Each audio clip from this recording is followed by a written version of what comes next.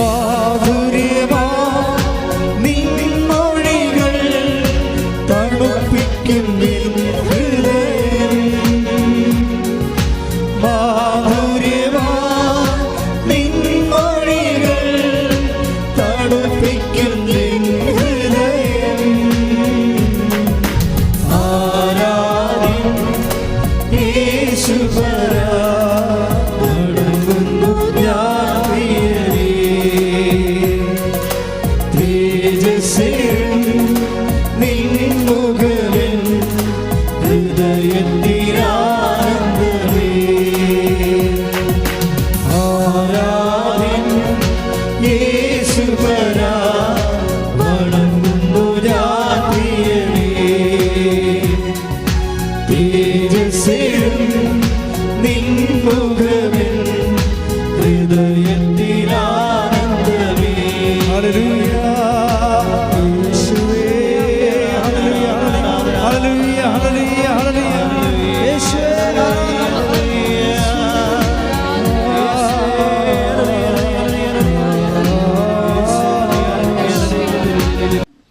പ്രിയമുള്ളവരെ, പരിശുദ്ധ അമ്മയുടെ വലിയ മാധ്യസ്ഥ ശക്തിയും സാന്നിധ്യവും നിറഞ്ഞു നിൽക്കുന്ന എല്ലാ മാലാഖമാരും വിശുദ്ധന്മാരും തത്വസാക്ഷികളും വേദസാക്ഷികളും ഒക്കെ വേണ്ടി മാധ്യസ്ഥം വഹിക്കുന്ന ദിവ്യാരാധനയുടെ നിമിഷമാണ്. അത് ബോധപൂർവം മനസ്സിലാക്കി ഈ നിമിഷങ്ങളിലേക്ക് നമ്മളെ നയിച്ചത് ദൈവമാണ് എന്നുള്ള വലിയ തിരിച്ചറിവ് നിങ്ങളെ കൂടുതൽ ഇതിൽ ഇമ്മേഴ്സ്ഡാക്കാൻ എപ്പോഴും കൃപാസനം അൾത്താറയിൽ നടക്കുന്ന ഉടമ്പടി ധ്യാനം ഒരു എക്കാലത്തേക്കുമുള്ള ഏത് കാലത്തും ഏത് വർഷവും നിങ്ങൾ ഈ ആരാധന കൂടുന്നുവോ അക്കാലങ്ങളിലെല്ലാം നിങ്ങളുടെ അപ്പോഴുള്ള വർത്തമാന കാലവുമായിട്ട് ദൈവം ഇൻട്രാക്ട് ചെയ്യണ കാണാം.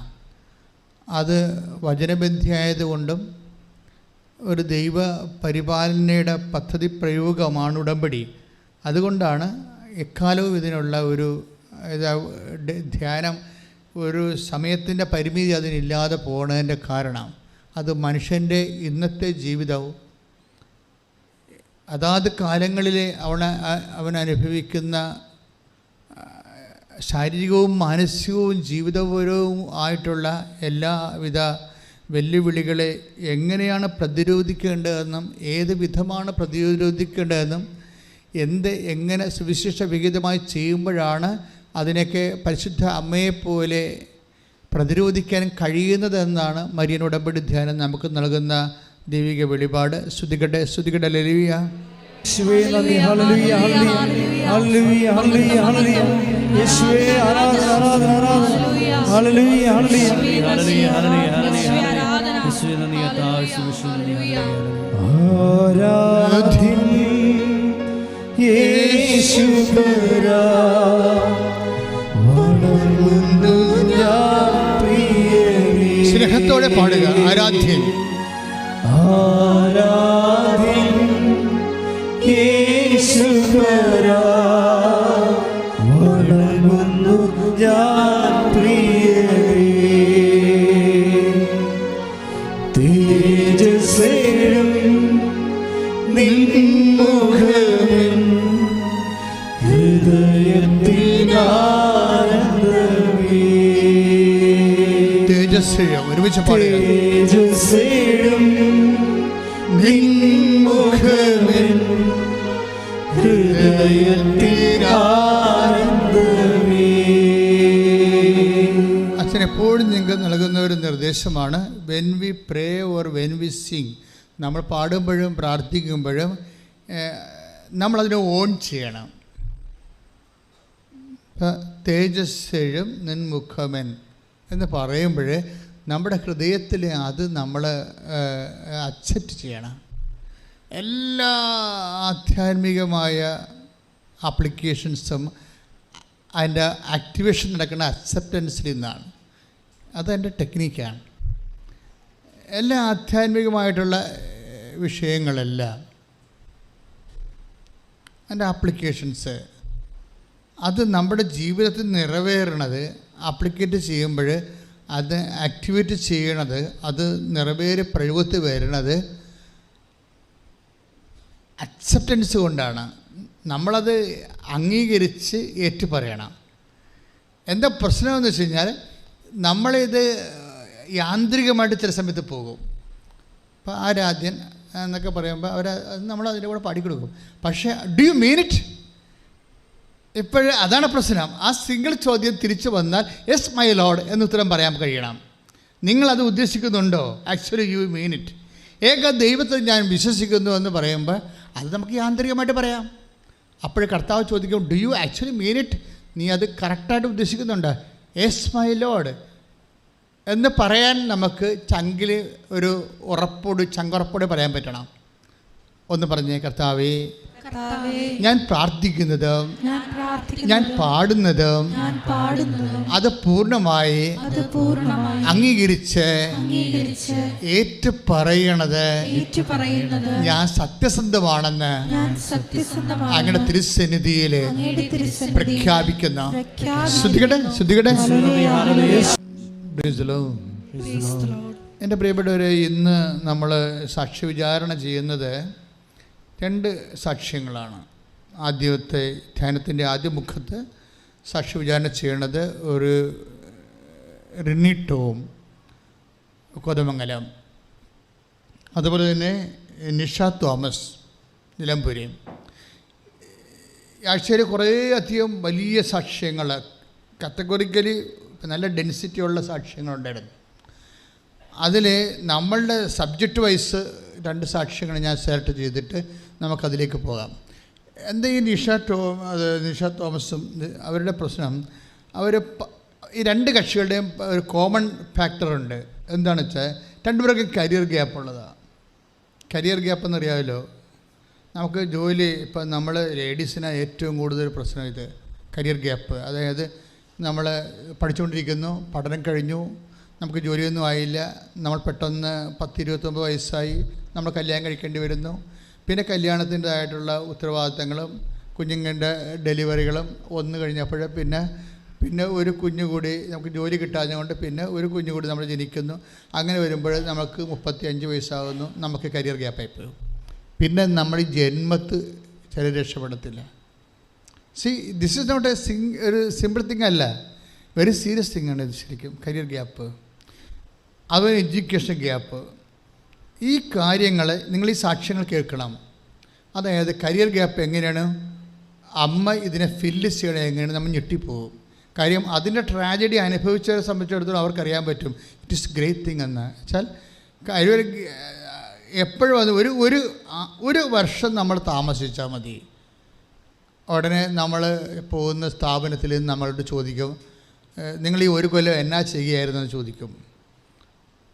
അത് അവർ പെട്ടെന്ന് ചോദിക്കത്തില്ല. ആദ്യമൊക്കെ അവർ വലിയ ആനക്കാരിയൊക്കെ പറഞ്ഞിട്ട് ഓക്കെ എന്നൊക്കെ പറഞ്ഞിട്ട് അവർ ഇടയ്ക്ക് കയറി ഈ വെടിമരുന്ന് പൊട്ടിക്കും. ഈ 1 കൊല്ലം നിങ്ങൾ എന്ത് ചെയ്യുന്നത്? അതിൻ്റെ ആൻസർ കറക്റ്റ് അല്ലെങ്കിൽ അവിടെ വെച്ച് പോയി സംഭവം. സോ അത് നിങ്ങൾക്ക് അതിൻ്റെ ഫ്ലോ പോയില്ലേ? എഡ്യൂക്കേഷൻ്റെ, ട്രെയിനിങ്ങിൻ്റെ, എക്സ്പീരിയൻസ് ഫ്ലോ പോയി. അപ്പോൾ നിങ്ങൾ അയോഗ്യരായി. ഉടമ്പടി ഭാഷ പറഞ്ഞാൽ യു ലോസ്റ്റ് യുവർ മെറിറ്റ്. അതാണ് പ്രശ്നം. മെറിറ്റ് പോവുകയാണ്. ഞാൻ എപ്പോഴും നിങ്ങളോട് പറഞ്ഞിട്ടുണ്ട്, ഉടമ്പടി മാത്രമേ നോട്ട് ബൈ മെറിറ്റിൽ വർക്ക് ചെയ്യുന്ന ഒരു പ്രാർത്ഥനാ രൂപമുള്ളൂ. വേണമെങ്കിൽ കുറച്ചുകൂടി വ്യക്തമായി പറഞ്ഞാൽ ഉടമ്പടിയാണ് മെറിറ്റ്. ഇപ്പോൾ മനുഷ്യനെ സംബന്ധിച്ചിടത്തോളം 2 കാര്യങ്ങളാണ്. ഇപ്പോഴല്ല ഇതൊരു തീരുമാനമായത്. പണ്ട് മുതലേ മനുഷ്യൻ്റെ ജീവിത പ്രശ്നങ്ങളെ അവനെ സൃഷ്ടിച്ചപ്പോൾ തന്നെ ദൈവം വളരെ സീരിയസ് ആയിട്ട് അതിനെ അഭിവീക്ഷിച്ചു എന്നുള്ള കാര്യം വേദഗ്രന്ഥത്തിൻ്റെ വായിച്ചെടുക്കുന്ന സത്യമാണ്. ഒരു മനുഷ്യൻ അവൻ്റെ കാലങ്ങളിൽ അവനെ ഏൽപ്പിച്ച ഉത്തരവാദിത്തം പൂർത്തിയാക്കുന്നതിൻ്റെ ഇടയിൽ അവന് വരുന്ന വെല്ലുവിളികളെ how can we confront in the spirit of the ബൈബിളിൻ്റെ ഒരു സ്പിരിറ്റിൽ. അപ്പോൾ ദൈവം അതിനെ കണ്ടത്, വിഷയങ്ങളെ കണ്ടത് എന്താണ്? ഒരു മനുഷ്യന് ഫ്ലോപ്പ് അല്ലെങ്കിൽ പരാജയമോ സംഭവിക്കാൻ സാധ്യതയുണ്ടെങ്കിൽ ഒരു ബേസിലാണ്, മെറിറ്റിലാണ് സംഭവിക്കാൻ സാധ്യതയുള്ളത്. ഈ മെറിറ്റ് എന്ന് വെച്ചാൽ യോഗ്യത അല്ലേ? ഇപ്പോൾ കരിയർ ഗ്യാപ്പ് വരുമ്പോൾ ഇപ്പോൾ നിഷ തോമസിൻ്റെ നിലമ്പൂരിൻ്റെ സാക്ഷ്യം എന്താണ്? എനിക്ക് എഡ്യൂക്കേഷൻ ഗ്യാപ്പ് ഉണ്ടെന്ന്. എനിക്ക് എഡ്യൂക്കേഷൻ ഗ്യാപ്പുണ്ട്. ചില പഠിക്കാൻ പറ്റിയില്ല. അത് കാരണം ഞാൻ ഇംഗ്ലീഷിൽ ബാക്കാണ്.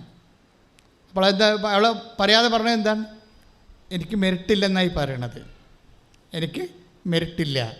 ഒക്കെ എന്താ ചെയ്യേണ്ടത്? അവൾക്ക് ഭയങ്കര കൊതിയാണ് സൗദി പോയി ജോലി ചെയ്യണമെന്നുള്ളത് പണ്ട് പോലെ. അപ്പോഴെങ്കിലും നമുക്ക് മെറിറ്റില്ലെങ്കിലും ഇവളിതിന് ആഗ്രഹിക്കും ഉള്ളിൽ. നമ്മൾ എപ്പോഴും നമ്മൾ ശ്രദ്ധിക്കേണ്ട കാര്യം ഇതാണ്. മെറിറ്റില്ലെങ്കിലും ആഗ്രഹിക്കുന്ന ഒത്തിരി ആൾക്കാർ ഉണ്ട്. പക്ഷേ അവർ മാനുഷികമായിട്ടാണ് അങ്ങനെ ആഗ്രഹിക്കുന്നത്. അവിടെ ഓരോ മനുഷ്യർക്കും ഓരോ സ്വപ്നം ഉണ്ടാകത്തില്ലേ? അത് സ്വകാര്യമാണ്. നിങ്ങളുടെ സ്വകാര്യ സ്വപ്നങ്ങളെ ഉണ്ടാകാം. പക്ഷെ അത് സ്വകാര്യമായിട്ട് മാത്രം ഇരുന്നാൽ അത് ചുമ്മാ അതൊരു മാനുഷികമായി പോകും. ഈ സ്വകാര്യ സ്വപ്നങ്ങളെ നമ്മൾ ദൈവത്തിൻ്റെ സ്വപ്നങ്ങളിലേക്ക് നിങ്ങൾ ചേർത്ത് വെക്കാൻ നിങ്ങൾക്ക് കഴിയണം. അത് നിങ്ങളുടെ വിശ്വാസം കൊണ്ടോ ദൈവസ്നേഹം കൊണ്ടോ ഒക്കെയാണത് കഴിയണത്. ഈ വിശ്വാസം ദൈവസ്നേഹം എന്നൊക്കെ പറയുമ്പോഴേ അത് പാരമ്പര്യമായ വാക്കാണ്. കുറേ കേട്ട് തേഞ്ഞു പോയ ഒരു വാക്കാണ്. പക്ഷേ ഇതല്ലാതെ വേറൊരു വാക്കതിനില്ലതാനും. അതാണ് സംഭവം. നമുക്ക് വേറെ ഇല്ല. ഇപ്പം ഹൃദയം എന്ന് പറഞ്ഞ വാക്ക് നമ്മൾ എത്രയോ വർഷമായിട്ട് കേൾക്കണതാണ്. പക്ഷേ അത് കേട്ടത് കൊണ്ടും അത് പഴയ വാക്കാണെന്ന് പറഞ്ഞത് കൊണ്ടും ഹൃദയത്തിന് സബ്സ്റ്റിറ്റ്യൂഷൻ ഇല്ലല്ലോ. ഉണ്ടോ? ഇല്ല. ഹൃദയം തന്നെ ഇപ്പോഴും ഉള്ളൂ. അത് സബ്സ്റ്റിറ്റ്യൂട്ട് ചെയ്യാൻ പറ്റത്തില്ല. ഇതുപോലെ വിശ്വാസം എന്ന് പറഞ്ഞാൽ എപ്പോഴും നിങ്ങൾ നോക്കേണ്ട ഒരു വിഷയം, നമ്മൾ ദൈവത്തോട് പ്രാർത്ഥിക്കേണ്ടത് വിശ്വാസത്തിൻ്റെ അകത്ത് ഒരു 60% ദൈവസ്നേഹം എൻ്റെ കണ്ടൻറ്റ് വൈസ് ദൈവസ്നേഹം നിറയണം. മനസ്സിലായി? മനസ്സിലായി. നിങ്ങളിൽ വിശ്വാസമുണ്ട്, പക്ഷേ ഇത് ഫുൾ വിശ്വാസമാണ്. അതിനകത്ത് ദൈവസ്നേഹമില്ല, അതുപോലെ തന്നെ പ്രത്യാശയുമില്ല. വിശ്വാസമാണ്, പക്ഷേ എന്തുകൊണ്ടാണ് ഈ വിശ്വാസം വർക്ക് ചെയ്യാത്തതെന്ന് ചോദിച്ചു കഴിഞ്ഞാൽ, വിശ്വാസം വർക്ക് ചെയ്യണമെന്നുണ്ടെങ്കിൽ അതിൻ്റെ കണ്ടൻറ്റ് ബേസ് അതിൻ്റെ അകത്ത് ദൈവസ്നേഹം ഉണ്ടാകണം. പിന്നെന്താണ്? ദൈവസ്നേഹത്തിൽ അധിഷ്ഠിതമായ പ്രത്യാശ ഉണ്ടാകണം. ഇനി അതുകൂടാതെ ഇൻ കേസ് നമ്മളുടെ ആഗ്രഹത്തിന് ബദലായി ദൈവികമായ ആഗ്രഹം പിടിമുറുക്കിയാൽ സബ്മിഷൻ നിങ്ങൾ തയ്യാറായിരിക്കണം. പറഞ്ഞ മനസ്സിലായില്ലേ? ഇത് ആധ്യാത്മിക ശാസ്ത്രത്തിലെ അടിസ്ഥാനപരമായി മനസ്സിലാക്കേണ്ട സത്യങ്ങളാണ്. ഒന്ന്, we must have faith. Okay, ഈ ഫെയ്ത്ത് കൊണ്ട് വർക്ക് ചെയ്യത്തില്ല. നിങ്ങൾക്ക് 2-3 കോടി കടമാണെന്ന് വിചാരിച്ചോ? അപ്പം നിങ്ങൾക്ക് മാക്സിമം ചെയ്യാൻ പറ്റണം. നിങ്ങൾക്കുള്ള സ്ഥലമോ കമ്പനിയൊക്കെ വിറ്റ് മാറ്റാനേ പറ്റത്തുള്ളൂ. നിങ്ങൾക്ക് തന്നെ ബേസിക്കായിട്ട് അറിയാം, കമ്പനി വിറ്റാലും 1.5 കോടിയേ കിട്ടത്തുള്ളൂ. അത് വിൽക്കണം. വിൽക്കുന്നില്ലാത്തോളം കാലം പലിശ കൂടിക്കൊണ്ടേയിരിക്കും എന്നറിയാം. ദാറ്റ് മീൻസ് ഇത് നമ്മൾക്ക് എടുത്താൽ പൊങ്ങാത്തൊരു സംഭവമാണെന്ന് വിചാരിച്ചോ? സാധാരണ ആൾക്കാർ എന്താ ചെയ്യണത്? ചില ആൾക്കാർ വേണമെങ്കിൽ ആത്മഹത്യ ചെയ്ത് കളയും. അത് പിന്നെ അവർ പോട്ടെ, അത് അവർക്ക് വിശ്വാസമില്ല. പിന്നെ എന്നാ ചെയ്യാനാണ്? വിശ്വാസമില്ലല്ലോ അവർക്ക്. അതിനെ അതിജീവിക്കാൻ വേണ്ടിയുള്ള ആംബിയർ ഇല്ല. നമ്മളിപ്പോൾ വെൻറ്റിലേറ്റർ വെച്ച് കൊടുത്തു. വെൻറ്റിലേറ്റർ മാറ്റിയ ആൾ ചാകുമെങ്കിൽ ചത്തുപോകാനല്ലേ മെഡിക്കൽ സയൻസ് പറയത്തുള്ളൂ. വെൻറ്റിലേറ്റർ വെച്ച് കൃത്രിമമായിട്ട് ശ്വാസം ഉണ്ടാക്കാം. അതെടുത്ത് മാറ്റിയ ആൾ തട്ടിപ്പോയെങ്കിൽ വേറെ എന്തിനാണെങ്കിൽ ജീവിതകാലം മുഴുവൻ വെൻറ്റിലേറ്റർ വെക്കാൻ പറ്റുമോ? ഓരോ വെൻറ്റിലേറ്ററിൻ്റെയൊക്കെ ഓരോ മണിക്കൂറിന് 700 രൂപയൊക്കെ ചോദിക്കണം ചിലയിടത്തൊക്കെ. അപ്പോൾ അത് അഫോർഡബിൾ അല്ല. അപ്പോൾ എൻ്റെ മക്കൾക്ക് മുമ്പിലുള്ള ചാൻസ് എന്താണ്? നിങ്ങൾ എങ്ങനെയെങ്കിലും ബേസിക്കായിട്ട് ആദ്യം വിശ്വാസം സ്വീകരിക്കണം. കാര്യം ഇപ്പോൾ വിശ്വാസം ഇല്ലെന്നല്ല, ഒരു പാരമ്പര്യമായ മിനിമം വിശ്വാസം നമുക്കുണ്ട്. ഇതിന് അപ്ഡേഷൻ സംഭവിക്കാത്തതിൻ്റെ കാരണം നിങ്ങളൊരു സീരിയസ് പ്രോജക്റ്റ് വരാത്തത് കൊണ്ടാണ്.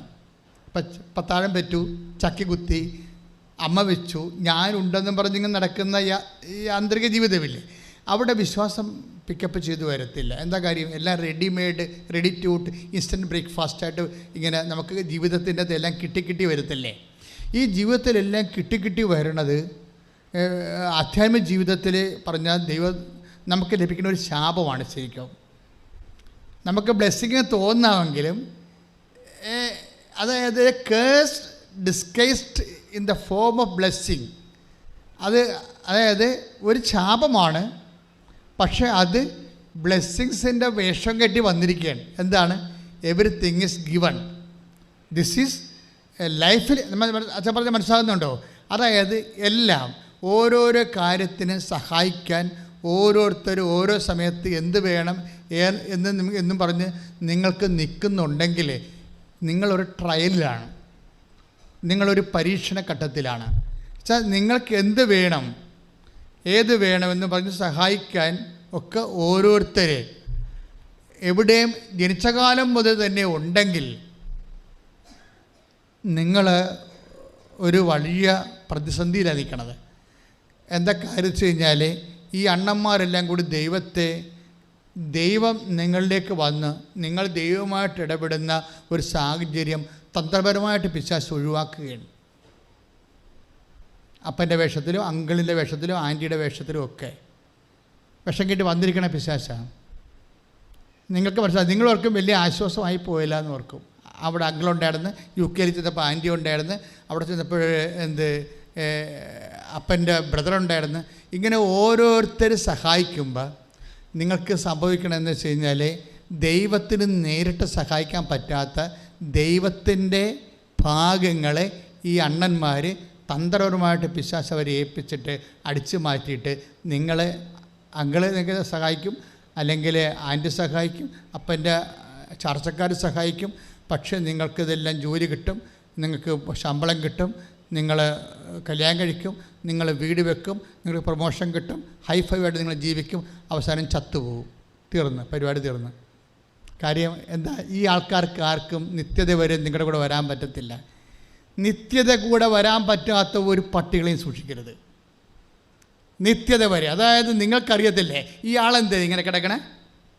ഒറ്റ കാര്യം കൊണ്ടാണ് കിടക്കണത്. എന്തുകൊണ്ടാണ്? നിത്യത എന്നൊരു വിഷയം നിൽക്കുന്നത് കൊണ്ടാണ്. നമ്മളെ നിത്യമായി ജീവിപ്പിക്കാൻ വേണ്ടി, നിത്യത വരെ നമ്മുടെ കൂടെ ഉണ്ടാകാൻ വേണ്ടിയാണ് ആൾ പാപത്തിന് റെമിറ്റൻസ് കൊടുക്കാൻ തീരുമാനിച്ചത്. ഞാൻ സഹായിക്കുന്നവരെ കുറ്റം പറയുകയല്ല, സഹായിക്കുന്നവരെ ദൈവത്തെക്കാളുപരി അമിതമായി ആശ്രയിച്ചുകൊണ്ട് ദൈവത്തിന് അകന്നു പോകരുത്. സ്തുതിക്കട്ടെ. പരമദിവ്യകാരുണ്യത്തിന് ഒരു കൈ ഉയർത്തിക്കൊണ്ട് പരിശുദ്ധ പരമദിവ്യകാരുണ്യത്തിന് സ്വരത്തില് പരിശുദ്ധ പരമദിവ്യകാരുണ്യത്തിന്. അപ്പൊ ഈ റിയ ടോമിന്റെ സാക്ഷ്യത്തിന്റെ ഒരു പ്രത്യേകത എന്താണെന്നറിയാവോ? ഇവരുടെ പ്രശ്നം എന്താണ്? ഇവർ എഞ്ചിനീയറിംഗ് സ്റ്റുഡൻ്റാണ്, BTech എഞ്ചിനീയറിംഗ് ആണ്. പക്ഷെ ഇവർക്ക് വേണ്ടത് യൂറോപ്യൻ കൺട്രിയിൽ UK അവർക്ക് എൻജിനീയറിങ്ങിന് മാസ്റ്റർ ഡിഗ്രി വേണം. അതാണ് അവരുടെ ആവശ്യം. അതാണ് അവരുടെ സ്വപ്നം. അതാണ് എൻജിനീയറിങ്ങിന് അവർക്ക് മാസ്റ്റർ ഡിഗ്രി വേണം. ഇപ്പോൾ അവർക്ക് 2 കുഞ്ഞുങ്ങളൊക്കെ നല്ല കരിയർ ഗ്യാപ്പ് വന്നിട്ടുണ്ട്. പക്ഷേ കരിയർ ഗ്യാപ്പ് വന്നിട്ടുണ്ടെങ്കിലും ഇനിയിപ്പോൾ പിള്ളേരൊക്കെ വളർത്തിക്കൊണ്ട് ജീവിക്കാമായിരിക്കും അല്ലേ എന്നും പറഞ്ഞ് നിങ്ങൾ ചിലപ്പോൾ നിങ്ങളുടെ ഫയൽ ക്ലോസ് ചെയ്ത് വെക്കും. മനസ്സിലായില്ലേ? ഇനിയിപ്പോൾ പിള്ളേരൊക്കെ ആയിപ്പോയില്ലേ, ഇനിയിപ്പോൾ അതുങ്ങളെ പഠിപ്പിക്കാം എന്നൊക്കെ പറഞ്ഞുകൊണ്ട് നമ്മളിനി എല്ലായിടത്തും ഗ്യാപ്പാണല്ലോ, ടച്ച് വിട്ടു പോയെന്നൊക്കെ പറയുകയില്ലേ. നിങ്ങൾക്ക് ടച്ച് വിട്ടു പോകാം. May be from the language you can lost your touch.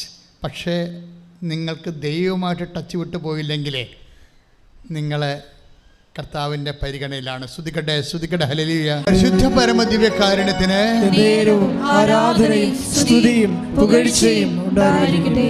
അപ്പോഴേ ഇവർക്ക് പച്ചകടാതെ സൂക്ഷിച്ചത് എന്താണ്? ദൈവമായിട്ടുള്ള ടച്ചാണ്. ലാംഗ്വേജുമായിട്ട് ടച്ച് വിട്ടു പോയിട്ടുണ്ട്, കരിയറുമായിട്ട് ടച്ച് വിട്ടു പോയി, പക്ഷേ ദൈവമായിട്ട് ടച്ച് വിട്ടു പോയിട്ടില്ല. എൻ്റെ ദൈവഭക്തരെ, ഉടമ്പടി എന്താ ചെയ്യണത്? നിന്നെ ദൈവമായിട്ട് ടച്ച് ചെയ്യിക്കുകയാണ്. മനസ്സിലായില്ലേ? ദൈവമായിട്ട് നിൻ്റെ ജീവിതത്തിൽ നിൻ്റെ സ്വപ്നങ്ങളെ സാക്ഷാത്കരിക്കാൻ, നിന്നെ ഒരു വലിയ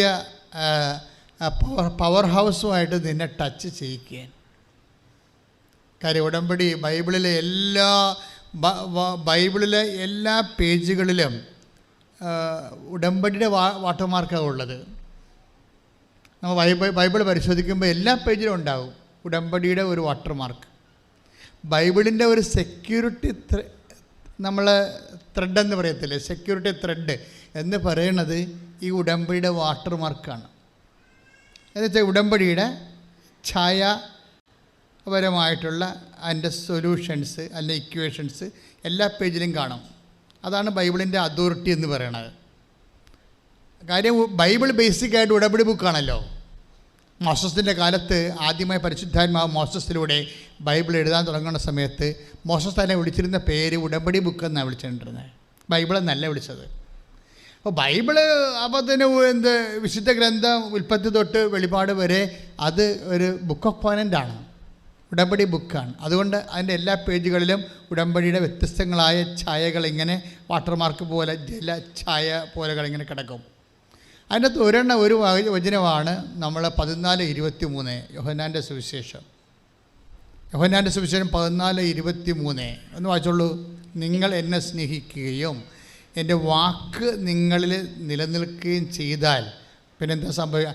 അതിൻ്റെ സംഭവം എന്താണ്? അത് ഉടമ്പടി, അതായത് നിങ്ങൾ ഉടമ്പടി ചെയ്താലെന്നുള്ള വാക്കാണ് വരണത്. നിങ്ങൾ എന്നെ സ്നേഹിക്കുകയും എൻ്റെ വാക്ക് നിങ്ങളിൽ, വായിച്ചോളൂ. യോഹന്നാൻ 14:23 എന്നെ സ്നേഹിക്കുന്നവൻ എൻ്റെ വചനം പാലിക്കും. ഒന്നേറ്റ് പറഞ്ഞ്, എന്നെ സ്നേഹിക്കുന്നവൻ എൻ്റെ വചനം പാലിക്കും. ഓക്കെ, വായിച്ചോളൂ. അപ്പോൾ എൻ്റെ പിതാവ് അവനെ സ്നേഹിക്കുകയും ഞങ്ങൾ അവന്റെ അടുത്ത് വന്ന് അവനിൽ വാസമുറപ്പിക്കുകയും ചെയ്യും. ഇതാണ് ഇതിൻ്റെ ഇക്വേഷൻ എന്ന് പറയേണ്ടത്. മനസ്സിലായില്ലേ? എന്ന് വെച്ച് കഴിഞ്ഞാൽ സ്നേഹമാണ് എൻ്റെ ബേസിക്.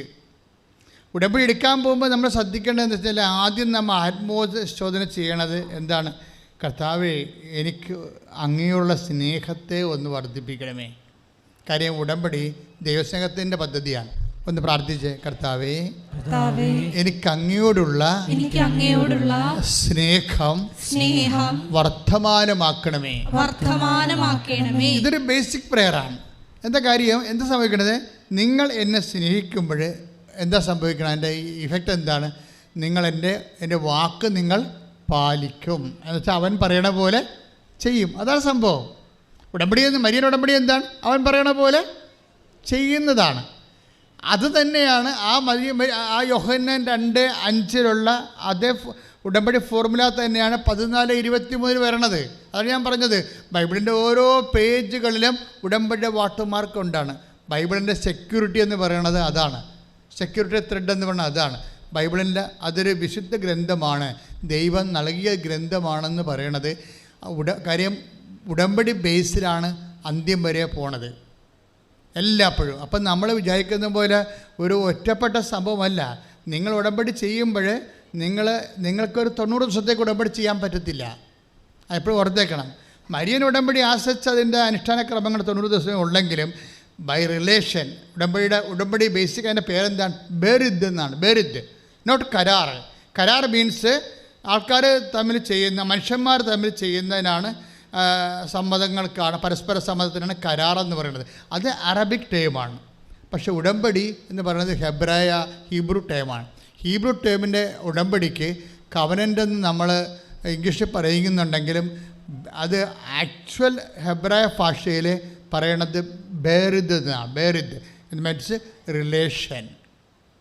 നിങ്ങൾ ദൈവവുമായിട്ടൊരു റിലേഷനിൽ വരികയാണ്. 90 ദിവസത്തേക്കാണ് ആ റിലേഷൻ. ആണോ? നിങ്ങൾ പറയാം ആണോ? അല്ല.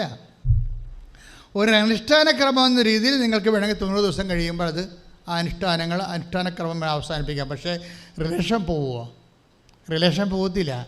ദാറ്റ് മീൻസ് നിങ്ങൾ ദൈവവുമായിട്ട് ഒരു കരുതൽ, ഒരു നിത്യത വരെയുള്ള റിലേഷന് ആക്കം കൂട്ടുകയും അതിനെ ബ്രഷപ്പ് ചെയ്യുകയും അതിനെ പുഷ്ടിപ്പെടുത്തുകയും ചെയ്യുന്ന ഒരു ആത്മീയ നടപടിക്രമമാണ് ഉടമ്പടി എന്ന് പറയണം, മരിയൻ ഉടമ്പടി. അപ്പോൾ അതുകൊണ്ടാണ് എന്താണ് ഒന്നൊരു വായിച്ച വചനങ്ങൾ 14:23 എന്നെ സ്നേഹിക്കുന്നവൻ എൻ്റെ വചനം പാലിക്കും. ഒന്ന് ഏറ്റുപറഞ്ഞ സ്വരത്തിൽ, എന്നെ സ്നേഹിക്കുന്നവൻ എൻ്റെ വചനം പാലിക്കുന്നു. അപ്പോൾ എൻ്റെ പിതാവ് അവനെ സ്നേഹിക്കുകയും. അതിന്റെ ഇഫക്റ്റ് എന്താണ്? വചനം പാലിക്കുമ്പോൾ എന്താ സംഭവിക്കുന്നത്? നമ്മൾ വചനം പാലിക്കുകയാണ്. ഇപ്പം നിങ്ങൾ ഈശോ പറഞ്ഞത്, ഞാൻ രോഗിയായിരുന്നു, നിങ്ങൾ എന്നെ സന്ദർശിച്ചു. അപ്പോൾ നമ്മൾ രോഗികളെ സന്ദർശിക്കുമ്പോൾ കർത്താവിൻ്റെ വചനം നമ്മൾ പാലിക്കുകയാണ്. അപ്പോൾ വചനം പാലിക്കുമ്പോൾ എന്താ സംഭവിക്കണം? വായിച്ചോളൂ. എൻ്റെ പിതാവ് അവനെ സ്നേഹിക്കുകയും അപ്പോൾ എൻ്റെ പിതാവ് അവനെ സ്നേഹിക്കും. കാര്യം മാറി, മനസ്സിലായില്ലേ? വിഷയം മാറി. ഉടമ്പടി എടുക്കുന്ന മുമ്പുള്ള അവസ്ഥ അല്ല ഇപ്പോൾ വരാൻ പോണത്. എന്താണ്? എൻ്റെ പിതാവ് രംഗത്ത് വരാൻ പോകുകയാണ്. അപ്പോൾ എൻ്റെ പിതാവ് ഉടമ്പടി വരുമ്പോൾ, ഉടമ്പടി നിങ്ങൾ വിചാരിക്കരുത് ഇത് ഈശോയുമായിട്ടാണ് ഉടമ്പടി ചെയ്യണമെങ്കിലും ഇതിൻ്റെ ഇഫക്റ്റ് വരുത്തുന്ന ആരാണ്? എൻ്റെ പിതാവ്. എൻ്റെ വായിച്ചോളൂ. എൻ്റെ പിതാവ് അവനെ സ്നേഹിക്കുകയും എൻ്റെ പിതാവ് അവനെ സ്നേഹിക്കുകയും ഏറ്റു പറഞ്ഞേ എൻ്റെ പിതാവ് അവനെ സ്നേഹിക്കുകയും ഞങ്ങൾ അവൻ്റെ അടുത്ത് വന്ന് ദേവനെ കണ്ടില്ലേ? ഞങ്ങൾ എന്ന് പറഞ്ഞേ, ഞങ്ങൾ അവൻ്റെ. ഇപ്പം ഞങ്ങൾ എന്ന് പറയുമ്പോൾ ആരാണ്? പരിശുദ്ധാത്മാവ് കൂടിയായി. ഉടമ്പടി പോണ പോക്കുണ്ടില്ലേ? വെട്ടിച്ചെല്ലു പോലെ കയറിപ്പോവുകയാണ്. നിങ്ങൾ ആശുപത്രി, ഗവൺമെൻറ് ആശുപത്രിയിൽ പോയി ഒരു രോഗിനെ കണ്ടതാണ് വിഷയം പറഞ്ഞാൽ കണ്ട നിങ്ങൾ ചെയ്തത്രേ. പക്ഷെ അത് ദൈവസ്നേഹത്തോടെയാണ് ചെയ്തതെങ്കിൽ സംഭവിക്കാമല്ലോ. എന്താണ്? എൻ്റെ പിതാവ് അവനെ സ്നേഹിക്കുകയും പറഞ്ഞേ, എൻ്റെ പിതാവ് അവനെ സ്നേഹിക്കുകയും ഞങ്ങൾ father, son and holy spirit, ത്രിത്വൈക ദൈവം, ഏകദൈവം. അതായത് ദൈവം, ത്രിത്വൈക ദൈവം വന്ന് അവനിൽ വാസമുറപ്പിക്കുകയും ചെയ്യും. ഇങ്ങനെ വാസമുറപ്പിച്ചാൽ മനസ്സിലായില്ലേ? അപ്പം നിങ്ങളിങ്ങനെ ചൊല്ലിക്കൊണ്ടിരുന്ന ഈ വാസം ഉറപ്പിക്കലൊന്നും നടക്കത്തില്ല, അറിയാമല്ലോ. ചിലർ എഴുതിയെന്ന് പറയും, ചിലർ ചെല്ലിയെന്നൊക്കെ പറയും. ഞാനതിനെ എതിർക്കുന്നൊന്നുമില്ല. പക്ഷേ ഇതൊന്നും അല്ല ഉടമ്പടി, മനസ്സിലായില്ലേ? ചിലർ പറയും ഞാൻ 1000 തവണ ബൈബിൾ എഴുതി, ചിലർ പറയും ഞാൻ 500 പ്രാവശ്യം പ്രത്യക്ഷ പ്രാർത്ഥന ചൊല്ലി. പക്ഷേ ഇതൊന്നും ഉള്ള ഉടമ്പടി. ഇതൊക്കെ നിങ്ങളുടെ സ്വകാര്യ വേർഷൻസാണ്. ഞാനതിനെ നിഷേധിക്കൊന്നുമില്ല. പക്ഷേ ബേസിക്കായിട്ട് ഉടമ്പടി എന്ന് പറയുന്നത് ഇങ്ങനെ കുത്തിയിരുന്ന് എഴുതണതും ചൊല്ലണതും ഒന്നും അല്ല. ബേസിക്കായിട്ട് അത് ചെയ്യണതാണ്. ചൊല്ലണ പ്രാർത്ഥനയല്ല, എഴുതണ പ്രാർത്ഥനയല്ല. ഉടമ്പടി ചെയ്യുന്ന പ്രാർത്ഥനയാണ്. നിങ്ങൾ എന്നെ സ്നേഹിക്കുകയും എൻ്റെ വചനം നിങ്ങൾ പാലിക്കുകയും ചെയ്യുമ്പോഴേ എൻ്റെ പിതാവ് വന്ന് നിങ്ങളിൽ വസിക്കും. എന്താ? എൻ്റെ പിതാവ് നിങ്ങളെ സ്നേഹിക്കുകയും, അതായത് പിതാവിൻ്റെ സ്നേഹം നമ്മളിലേക്ക് കൊണ്ടുവരാൻ ദൈവം കണ്ടുപിടിച്ച ഒരു പദ്ധതിയാണ് ഉടമ്പടി. മനസ്സിലായില്ലേ? ത്രിത്വൈക ദൈവം. അതാണ് അത് ഭയങ്കര മർമ്മമുള്ള വചനമാണ്. അതായത് ഒന്ന് പറഞ്ഞ്, നിങ്ങൾ എന്നെ സ്നേഹിക്കുകയും എൻ്റെ വചനം നിങ്ങൾ പാലിക്കുകയും അപ്പോൾ എൻ്റെ പിതാവ് നിങ്ങളെ സ്നേഹിക്കുകയും ഞങ്ങൾ വന്ന് നിങ്ങളിൽ വാസമുറപ്പിക്കുകയും ചെയ്യും. അപ്പം നമ്മളിൽ വാസമുറപ്പിക്കേണ്ടത് ആരാണ്? ദൈവമാണ്. മനസ്സിലായോ? നിങ്ങളെ കൂടാതെ പഠിച്ച കൂട്ടുകാർ കാനഡയിലുണ്ടെന്ന് പറഞ്ഞ് ഓടിയാൻ കണ്ടു ചെല്ലുന്നുണ്ട്. അതിൻ്റെയൊക്കെ അവസാനം കാണുന്ന അവസാനം എല്ലാം ദുരന്തമായിട്ട് മാറുകയാണ്. മനുഷ്യന്മാരിൽ നിങ്ങൾ ആശ്രയിച്ച് പോയാൽ പണി 8ൻ്റെ അല്ല 164ൻ്റെ പണി കിട്ടാൻ സാധ്യതയുണ്ട്. അതുകൊണ്ടാണ് ഞാൻ നേരത്തെ പറഞ്ഞത്, ആവശ്യമില്ലാത്ത ഒരു മനുഷ്യനിലും മേ ബി അവർ നിങ്ങളെ സഹായിക്കാം, പക്ഷേ സഹായിക്കേണ്ടെന്ന എന്നൊന്നുമല്ല, അവിടെ സഹായം അന്വേഷിക്കേണ്ട എന്നൊന്നുമല്ല. പക്ഷേ നിൻ്റെ ആ ഫസ്റ്റ് ഓപ്ഷൻ ആരും അടിച്ചു മാറ്റരുത്. അത് നിങ്ങൾ ശ്രദ്ധിക്കണം. നിങ്ങളുടെ ജീവിത പങ്കാളി പോലും നിങ്ങളുടെ ഫസ്റ്റ് ഓപ്ഷൻ അടിച്ചു മാറ്റരുത്. ഫസ്റ്റ് ഓപ്ഷൻ എന്താണ്? നിൻ്റെ കർത്താവ് ദൈവം ഞാനാകുന്നു, വേറെ ആരെങ്കിലും കർത്താവ് എന്ന് വിളിക്കരുതെന്ന്. അല്ലെ, കർത്താവിൻ്റെ സ്ഥാനത്ത് കാണരുത്. മനസ്സിലായില്ലേ? കർത്താവ് എന്ന് വെച്ചാൽ നമ്മളെ നയിച്ച് ഭരിക്കുന്നവൻ. അൾട്ടിമേറ്റായിട്ട് അത് ദൈവം തന്നെയാണെന്ന് ഉടമ്പടി അർത്ഥികൾ ഉറപ്പുവരുത്തേണ്ടതാണ്. പ്രാർത്ഥിക്കുക. കർത്താവേ, എൻ്റെ ജീവിതത്തിൻ്റെ മുഖ്യമായ സ്വാധീന ശക്തിയും എന്നെ നയിക്കുന്ന പ്രേരണാശക്തിയും അങ്ങ് തന്നെയാകാൻ എൻ്റെ ആധ്യാത്മിക ജീവിതത്തെ പുനർക്രമീകരിക്കണമേ. ശ്രുതികടേ പരമദിവ്യകാരുണ്യത്തിന് എൻ്റെ പ്രിയപ്പെട്ടവരെ, ഇങ്ങനെ ഉടമ്പടിയിലായിരിക്കുമ്പോൾ ഇപ്പം എന്നാ സംഭവിച്ചിരിക്കുന്നത്? നിങ്ങൾ എന്നെ സ്നേഹിക്കുകയും എൻ്റെ വാക്ക് നിങ്ങൾ പാലിക്കുകയും ചെയ്യുമ്പോൾ എൻ്റെ പിതാവ് നിങ്ങളെ സ്നേഹിക്കുകയും ഞങ്ങൾ വന്ന് നിങ്ങളിൽ വാസം ഉറപ്പിക്കുകയും ചെയ്യും. ഇങ്ങനെ വാസം ഉറപ്പിക്കുമ്പോൾ എന്താ സംഭവിക്കണമെന്ന് അറിയാമോ? അതാണ് ഉടമ്പടിയുടെ ഇഫക്റ്റ് എന്ന് പറയുന്നത്. ഇങ്ങനെ വാസം ഉറപ്പിച്ചാൽ ഈശോ എന്നാ പറഞ്ഞത്? എൻ്റെ പിതാവ് എന്നിൽ വസിച്ചുകൊണ്ട് അവൻ്റെ പ്രവർത്തികൾ ചെയ്യുകയാണ്. ഒന്ന് പറഞ്ഞേ, 14:10 അല്ലേ? യോഹന്നാന്റെ സുവിശേഷം 14:10 ഒന്ന് പറഞ്ഞ്, എൻ്റെ പിതാവ് എന്നിൽ വസിച്ചുകൊണ്ട് അവൻ്റെ പ്രവർത്തനങ്ങൾ ചെയ്യുകയാണ്. ഇപ്പോൾ ഉടമ്പടി വഴി ദൈവം നമ്മളിൽ വസിക്കുകയും പിന്നെന്താ ചെയ്യണത്? ദൈവം ദൈവത്തിൻ്റെ പ്രവർത്തനങ്ങൾ ചെയ്യാൻ തുടങ്ങും. പറഞ്ഞ മനസ്സിലായില്ലേ? അപ്പം നമ്മുടെ മെറിറ്റിലല്ല പിന്നെ കാര്യങ്ങൾ പോണത്. നോട്ട് ബൈ മെറിറ്റ് എന്ന് ഞാൻ പറയണത് എന്തുകൊണ്ടാണ് not by merit but by grace ആകണമെന്ന് പറയുകയാണ്. ഇപ്പോൾ ഉടമ്പടിയുടെ കറക്റ്റ് ആപ്തവാക്യം എന്താണ്? Ephesians 2:8 എന്താണ്? Not by merit but by grace. നിൻ്റെ യോഗ്യതയല്ല, ദൈവത്തിൻ്റെ കൃപ. ഇതെങ്ങനെയാണ് യോഗ്യത ദൈവത്തിൻ്റെ കൃപയായി കൺവേർഷൻ നടക്കണതെന്നാണ് ഈ യോഹന്നാൻ 14:23 പറയണത്. മനസ്സിലായില്ലേ? ഞങ്ങൾ വന്ന് നിങ്ങളിൽ വാസം ഉറപ്പിക്കും. അപ്പോൾ എന്താ സംഭവിക്കണത്? അപ്പോൾ എൻ്റെ പിതാവാണ് എന്നിൽ വസിച്ചുകൊണ്ട് എന്ന് പറഞ്ഞ് യോഹന്നാൻ 14:10 വായിച്ച മോളെ. പ്രത്യുത എന്നിൽ വസിക്കുന്ന പിതാവ് ഏറ്റു പറഞ്ഞേ. പ്രത്യുത എന്നിൽ വസിക്കുന്ന പിതാവ് തന്റെ പ്രവർത്തികൾ ചെയ്യുകയാണ്. തൻ്റെ പ്രവർത്തികൾ ചെയ്യുകയാണ്. അപ്പം ഇനി നമ്മൾ പ്രവർത്തിക്കേണ്ട കാര്യമില്ല. പറഞ്ഞ മനസ്സിലായില്ലേ?